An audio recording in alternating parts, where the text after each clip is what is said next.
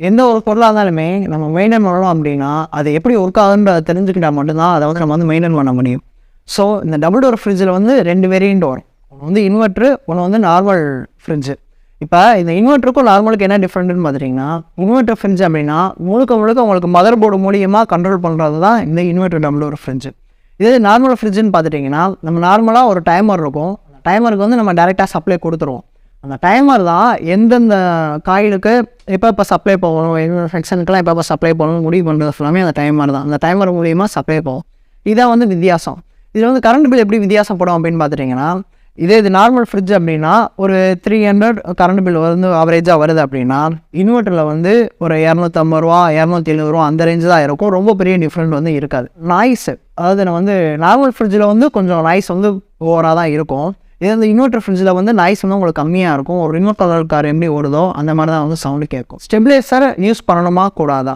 ஏன்னா dual inverter எல்லாத்துலேயுமே வந்து உள்ளே இன்பில்டாகவே இருக்குது ஸ்டெபிலைசரு. நீங்கள் ஸ்டெபிலைசர்லாம் போட தேவையில்லையே அப்படிலாம் சொல்கிறாங்களே. இப்போ நீங்கள் கேட்டிங்கன்னா, எந்த ஒரு ஃப்ரிட்ஜாக இருந்தாலுமே ஸ்டெபிலைசர் வந்து மஸ்ட் இம்பார்ட்டன்ட்.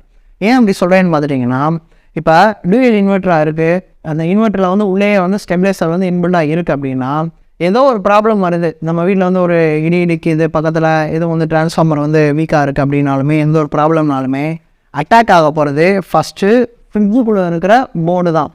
ஓகே, இப்போ அந்த ஃப்ரிட்ஜுக்குள்ளே இருக்க நம்ம போர்டை பார்த்தோம் அப்படின்னா, நம்ம வந்து கம்பெனிக்கு புக் பண்ணோம், கம்பெனிலேருந்து ஆள் வரணும், அதை ஓப்பன் பண்ணி ஏதோ வாரண்டி இருந்துச்சுன்னா அதை க்ளைம் பண்ணணும். இது வந்து ரொம்ப பெரிய ப்ராசஸ்ஸு. இதே இது நம்ம ஒரு ஸ்டெபிலைசர் வச்சுருந்தோம் அப்படின்னோம்னா, எதுவும் ப்ராப்ளம்னா நமக்கு ஸ்டெபிலைசரோடையே முடிஞ்சிடும். ஸ்டெபிலைசர்லேயே அட்டாக் வந்து க்ளோஸ் ஆகிடும். நம்ம அந்த ஸ்டெபிலைசரை நம்ம ரீப்ளேஸ் பண்ணிக்கலாம், இல்லை நம்ம பக்கத்தில் ஒரு சர்வீஸ் சென்டர் இருந்துச்சுன்னா அதில் கொண்டு போய் அதை வந்து சரி பண்ணிக்கலாம். அதோடய ஃபினிஷ் ஆகிரும். இன்னொரு முக்கியமான விஷயம் என்னென்னு பார்த்துட்டிங்கன்னா, டேரெக்டாக நம்ம யூஸ் பண்ணோம் அப்படின்னோம்னா, இது ஒரு சர்க்யூட்டில் ப்ராப்ளம் வருது, வயர் மெல்ட் ஆகுது அப்படின்னா ஹோல் ஃப்ரிட்ஜ்லேயுமே வயரிங் ஃபுல்லாமே மெல்ட் ஆகிரும்.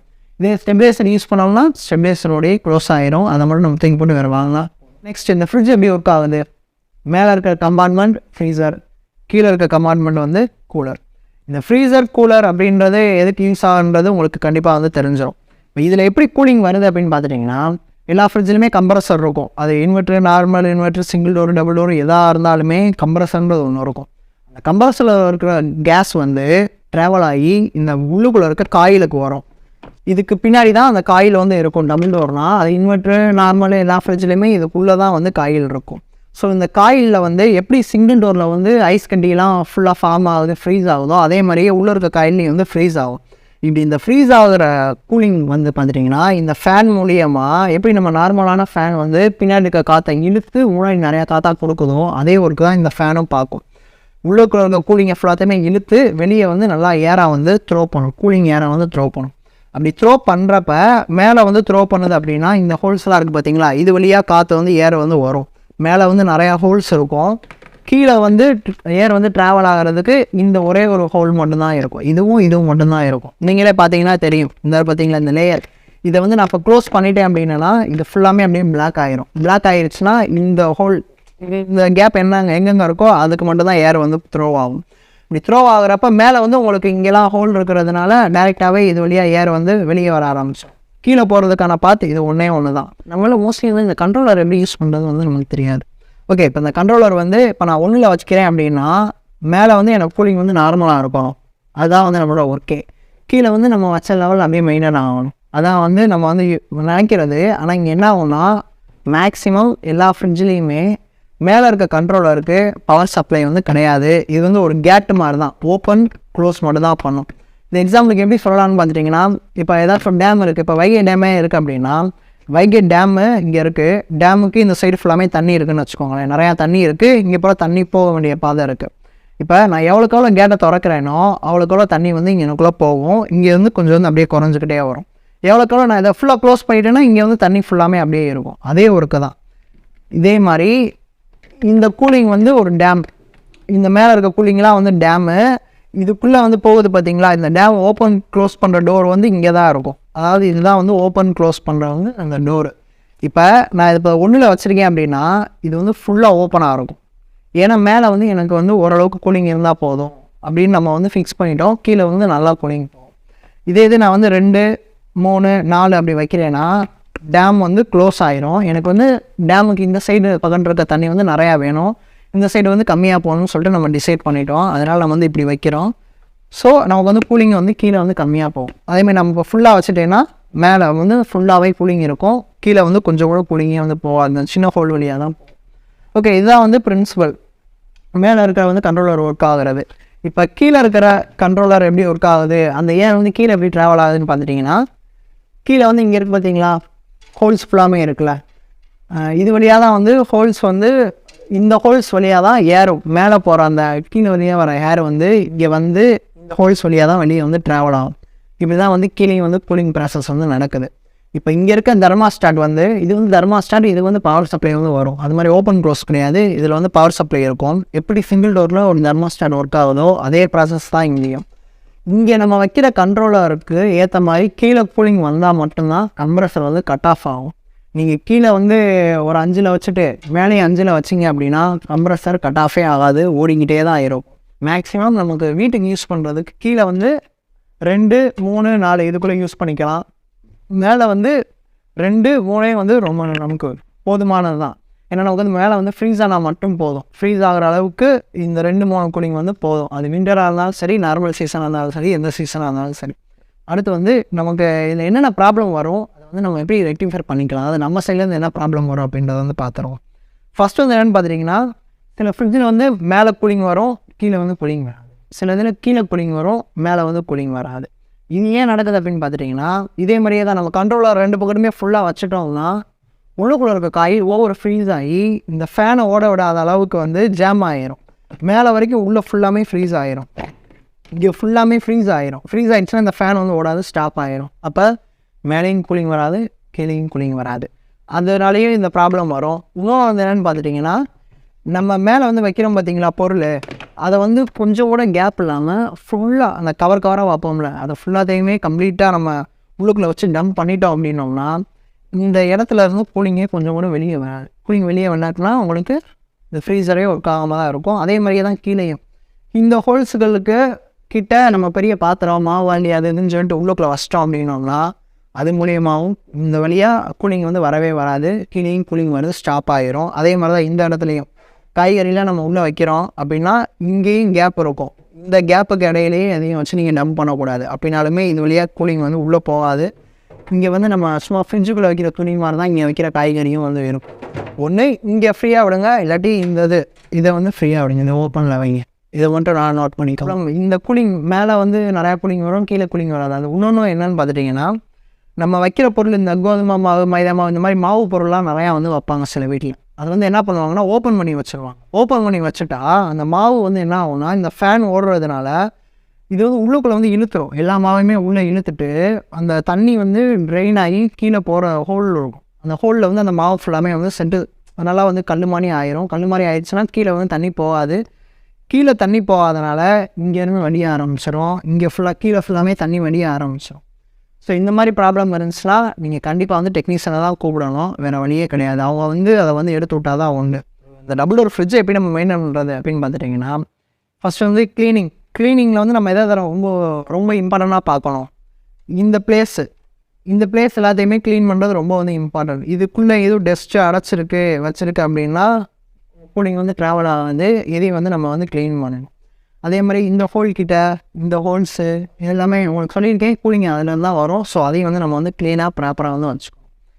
ஓகே, இப்போ இந்த ட்ரேலாம் எடுக்கிறதெல்லாம் உங்களுக்கு தெரியும். இதை வந்து ஃபுல் பண்ணால் வந்துடும். இதை கொஞ்சம் மேலே தூக்கி இழுத்திங்கன்னா வந்துடும். எடுத்து நம்ம வந்து க்ளீன் பண்ணிக்கலாம். அதே மாதிரி இந்த ட்ரேவையும் இப்படி வெளியே எடுத்துகிட்டு கொஞ்சம் மேலே தூக்கி ஃபுல் பண்ணிங்கன்னா வந்துடும். அதே மாதிரி மாட்டுறப்ப மேலே கூடி வச்சு உள்ளக்குள்ளே தள்ளிட்டிங்கன்னா அது சாப்பிட்டு செட் ஆகிடும். இதுதான் ஓகே. எடுக்கிறப்ப இழுத்து மேலே தூக்கி வெளியே எடுக்கணும். மாடி உள்ளே வைக்கிறப்ப மேலே கூடி அமுக்கி வச்சுட்டு உள்ளே தள்ளிட்டிங்கன்னா செட் ஆகிரும். முதல்ல வந்து இந்த வாக்கிங் பாண்டன் ட்ரே வந்து வைக்கிறது உங்களுக்கு கொஞ்சம் வந்து டவுட்டாக இருக்கும். அதுவும் வந்து இங்கிட்ட ஒரு தட்டு, இப்படி ஒரு தட்டு, ரெண்டையுமே ஈக்குவலாக மேலே கொண்டு போகணும். ஒன் சைடு மட்டுமே அப்படியே தள்ளிக்கிட்டே இருந்தீங்கன்னா இந்த இடம் அப்படியே கட் ஆகிரும். இப்படி 2 சைடுமே மாற்றி தள்ளினீங்கன்னா ஈஸியாகவே வெளியே வந்தோம். வேறு பார்த்தீங்களா, இந்த லாக்கு தான் உள்ளே போய் உட்கார்றதே. இந்த பெண்டுக்கிட்ட உட்கார்றது இந்த லாக்கு மட்டும்தான். அதே மாதிரி மாட்டுறப்ப இப்படி வச்சு மாட்டக்கூடாது, இப்படி வச்சு மாட்டக்கூடாது. கரெக்டாக ஸ்ட்ரைட்டாக இருக்கிற மாதிரி வச்சு கரெக்டாக வச்சுட்டு நீங்கள் ஸ்ட்ரைட்டாக வச்சுட்டு அமுக்கணும். இது வந்து ஸ்ட்ரைட்டாக இருக்கும். எப்படி நம்ம காட்டணுமோ அதே மாதிரி ஸ்ட்ரைட்டாக வைக்கணும். அதே மாதிரி இந்த சின்ன ட்ரேலாம் அதே மாதிரி தான். இப்போ நீங்கள் தண்ணிங்கனாலே வந்துடும், எடுத்துகிட்டு மறுபடியும் நீங்கள் லாக் பண்ணிட்டீங்கன்னா அதே மாதிரி தான் இதுவும். ஓகே, இப்போ இந்த ட்ரே எல்லாத்தையுமே ரிமூவ் பண்ணிவிட்டு நான் எப்பயும் போல் வந்து க்ளீன் பண்ணிக்கிறது தான். க்ளீன் பண்ணிக்கிறத எதை போட்டு நான் க்ளீன் பண்ணேன் அப்படின்ற ஒரு டவுட்டும் இருக்கும். நீங்கள் வந்து மேக்ஸிமம் கோலிங் யூஸ் பண்ணிட்டீங்கன்னா உங்களுக்கு பெஸ்ட்டாக இருக்கும். அது இல்லை அப்படின்னா நீங்கள் ஒரு வினிகரு ஒரு லெமனையும் கலந்து ஒரு மிக்சராக செஞ்சுட்டு அதில் வந்து ஸ்பான்ஸை வந்து டிப் பண்ணி எடுத்து அந்த ஸ்பான்ஸை வச்சு ஃபுல்லாமே தடவிட்டு அதுக்கு மேலே ஒரு நார்மலான துணியை போட்டு நீங்கள் இப்படி எடுத்துட்டிங்கன்னா போதும். தண்ணியை ஊற்றி க்ளீன் பண்ணுறது, இந்த இதெல்லாம் போட்டு தேய்க்கிறது அந்த மாதிரி ஒர்க்கெலாம் வேணாம். சும்மா நீங்கள் நார்மல் ஸ்பான்ஸை முக்கி அதை வந்து க்ளீன் பண்ணிட்டீங்கனாலே உங்களுக்கு ஓரளவுக்கு வந்து கிளியர் ஆகிரும். வேறு எதுவும் நீங்கள் யூஸ் பண்ணுறீங்க, சர்ஃப் பவுடர் இந்த மாதிரி யூஸ் பண்ணுறீங்க அப்படின்னா அதெல்லாம் வந்து கேஸோட கொஞ்சம் உங்களுக்கு வந்து கெமிக்கல் ரியாக்ஷன் ஆகும். ஒரு 134A உங்களுக்கு வந்து எந்த ப்ராப்ளமே கிடையாது. ஆனால் இப்போ வர எந்த ஃப்ரிட்ஜிலுமே 134A வரது கிடையாது, 600A தான் வருது. 600A கேஸ் வந்து ஃப்ளேமபிள். ஸோ அதை வந்து நம்ம வந்து பார்த்து கேர்ஃபுல்லாக தான் வந்து யூஸ் பண்ணிக்கணும். அது மாதிரி க்ளீன் பண்ணுறது எல்லாமே உங்களுக்கு ஓரளவு கிளியராக புரிஞ்சிருக்கும். அப்படி நீங்கள் எதை வச்சு நீங்கள் க்ளீன் பண்ணாலுமே சரி, ஃப்ரிட்ஜை வந்து டோரை 2 ஓப்பன் பண்ணிவிட்டு ஒரு 3 ஹவர்ஸ் ஃப்ரீயாக விடணும். நீங்கள் க்ளீன் பண்ண உடனே காஞ்சிருச்சுப்பா எல்லாமே காஞ்சிருச்சு ஓகே அப்படின்னு சொல்லிட்டு நீங்கள் க்ளோஸ் பண்ணிவிட்டு ஆன் பண்ணக்கூடாது, கெமிக்கல் ரியாக்ஷன் ஆகிரும். நீங்கள் க்ளீன் பண்ணீங்க, ஃப்ரிட்ஜு சிங்கிளோட இருந்தாலும் சரி டபுளோட இருந்தாலும் சரி, நீங்கள் ஃப்ரிட்ஜை க்ளீன் பண்ணிங்க அப்படின்னா ஒரு 3 ஹவர்ஸ் ஆச்சு ஓப்பன் பண்ணி வச்சுருங்க. க்ளீனிங்கில் வந்து இந்த கேஸ்கட்லாம் ரொம்ப வந்து மோஸ்ட்லி இம்பார்ட்டண்ட்டாக க்ளீன் பண்ணணும். சில பேர் வீட்டில் வந்து இந்த கேஸ்கட்டை க்ளீன் பண்ணுறேன்னு சொல்லிட்டு இதை வந்து அப்படியே பிடிச்சி இழுத்து தனியாக கொண்டு போய் வச்சு நல்லா தேய்ச்சி கழுவிட்டு மறுபடியும் மாட்ட முடியாமலாம் இருப்பாங்க. ஸோ அதுவும் வந்து ரொம்ப வந்து கேர்ஃபுல். இந்த கேஸ்கட்டை நீங்கள் ரிமூவ் பண்ணவே கூடாது. ஏன்னா இது ஏர் கம்ப்ரஸரில் வந்து டைட் பண்ணி அமுக்கி புல் பண்ணி வச்சுருப்பாங்க. நீங்கள் வெறும் கையில் இழுத்துட்டு வெறும் கையில் மாட்டினீங்க அப்படின்னா டெக்னீஷியனால் கூட அதே லெவலுக்கு பர்ஃபெக்டாக மாட்ட முடியாது. ஸோ வந்து இதை வந்து ரிமூவ் பண்ணிடாதீங்க. இப்படியே வச்சு க்ளீன் பண்ண உங்களுக்கு சைடில் தான் அழுக்கு இருந்துச்சுன்னா ஒரு டூத் ப்ரஷ்ஷை வந்து நான் சொன்ன அந்த வினிகர் லெமனில் போட்டு மிக்ஸ் பண்ணி டூத் ப்ரஷ் வச்சு ஸ்க்ரப் பண்ணிங்கன்னா இந்த இடம் ஃபுல்லாமே வந்துடும். இது வந்து ஹோல் விழுந்துடாத அளவுக்கு நீங்கள் வந்து க்ளீன் பண்ணுங்கள், ரொம்ப போட்டு அழுத்தி தேய்ச்சிடாதீங்க. அது ஒன்று. நெக்ஸ்ட் வந்து சைடில் ஃபுல்லாமே நார்மலாக நம்ம இதை போட்டு க்ளீன் பண்ணாலே போதும். பேக் சைடு வந்து பேக் சைடு இது வந்து ரொம்பவே வந்து இம்பார்ட்டன்ட்.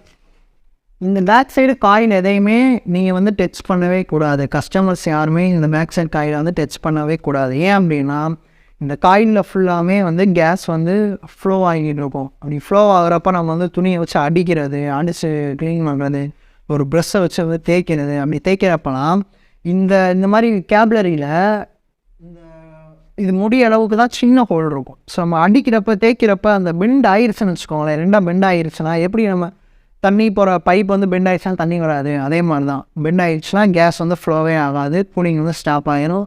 டெக்னீஷியனை கூப்பிட்டு நீங்கள் தான் அமௌண்ட் வந்து ஸ்பெண்ட் பண்ணுற மாதிரிக்கே இருக்கும். ஸோ அந்த ஒர்க்கும் பண்ணாதீங்க. உங்களுக்கு ரொம்ப இம்பார்ட்டண்ட்டாக இந்த இடத்த ஃபுல்லாமே க்ளீன் பண்ணலாம் அப்படின்னா ஒரு ப்ளோயரு இல்லை ஒரு வேக்கம்மை அதை வச்சு நீங்கள் வந்து க்ளீன் பண்ணுங்கள் ஓரளவுக்கு. அதுவுமே அந்த ப்ளோயர் வேக்கம்லாம் இதுக்குள்ளே விட்டுலாம் க்ளீன் பண்ணக்கூடாது. கீழே வந்து ப்ளோயரு வேக்கம் எதையுமே நீங்கள் வந்து யூஸ் பண்ணக்கூடாது. கீழே வந்து நீங்கள் தொடாதீங்க. இந்த தண்ணியில் வந்து நீங்கள் உப்பு இந்த லெமன் இந்த மாதிரி கொஞ்சம் புழிஞ்சு விட்டுக்கோங்க. ஏன்னா இந்த மாதிரி பாசம் பிடிச்சிருக்கு பார்த்தீங்களா, இந்த மாதிரியே பாசம் பிடிச்சிடும். தண்ணியில் ஓரளவுக்கு பாசம் பிடிக்காத அளவுக்கு என்ன பண்ணணுமோ அதை வந்து பண்ணிக்கோங்க. இதேமாதிரி தண்ணி உங்களுக்கு ரொம்ப இதாக இருக்குது அப்படின்னா ஒரு சின்ன ஸ்பான்ஸை வச்சு நல்லா டிப் பண்ணிவிட்டு முக்கி புழிஞ்சு அந்த மாதிரிக்கு வந்து நீங்கள் க்ளீன் பண்ணிக்கோங்க. இந்த சைடு எதையுமே நீங்கள் தொடாதீங்க. டெஸ்ட்டாக இருந்துச்சுன்னா பரவாயில்ல, அப்படியே விட்டுருங்க. நம்ம தொட்டு எந்த ஒரு ப்ராப்ளமே வந்துடக்கூடாது, இதை வந்து தொட்டாதீங்க.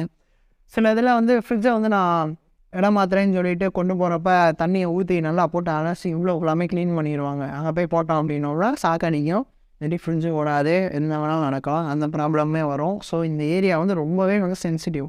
எப்படி நம்ம வந்து கண் ஒரு சென்சிட்டிவோ அதே மாதிரி ஃப்ரிட்ஜுக்கு இந்த ஏரியாஸ் ஃபுல்லாமே ரொம்பவே சென்சிட்டிவ்.